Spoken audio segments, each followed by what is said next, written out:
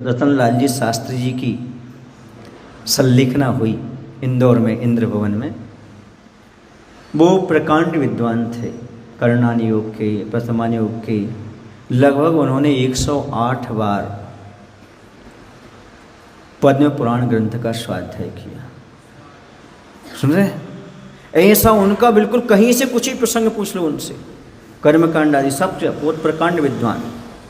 उन्होंने अभी संलेखना धारण की। पूज्य निर्णय सागर जी वहाँ पर उपस्थित थे और अच्छे से उनकी निर्विघ्न संलेखना संपन्न हुई।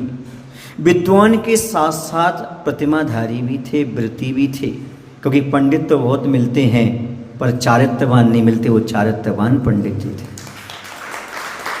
इसके साथ ही साथ हम लोग उनकी सभा में बैठते थे, ब्रह्मचारी ब्रह्मचारिणीगण जाकर के उनका स्वाध्याय सुनते थे, क्योंकि वो भी वृत्ति थे। हम लोग भी बैठते के सुनते थे उनका स्वाध्याय।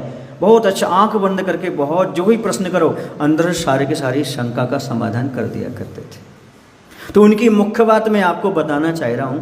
वो ये कहा करते थे, जब कभी ज़्यादा भीड़ हो जाती थी ना, तो सावकों को बैठने के पीछे जगह ही नहीं मिलती थी, तो कहा करते थे, देखो ये जिनवाणी है बड़ी दुर्लभ है। यदि जूते चप्पल जहाँ पर उतरते ना, उस स्थान पर बैठ कर के भी यदि जिनवाणी सुनने का अवसर मिल जाए, अहोभाग्य समझना आपने। ये है जिनवाणी बड़ी दुर्लभ है संसार में, उपादेय है, यही कल्याणकारी है। विद्वान इस चीज़ को समझते हैं कि जिनवाणी कितनी दुर्लभ होती है। जिनवाणी के पान करने का भाव कैसे किसी जीव को कब उत्पन्न होता है, समझे? हर किसी का नहीं। जब तक थोड़ी मन कषाय नहीं पड़ती ना, तब तक जीव को जिनवाणी सुनने का भाव उत्पन्न नहीं होता। गुरु की वाणी सुनने का भाव उत्पन्न नहीं होता है। बैठता है, फिर बैठ करके थोड़ा बहुत सुनता है, बीच में उठ करके चला जाता है, ऊँघने लगता है, बोर हो जाता है, क्योंकि सबको ये पुण्य लाभ प्राप्त नहीं हो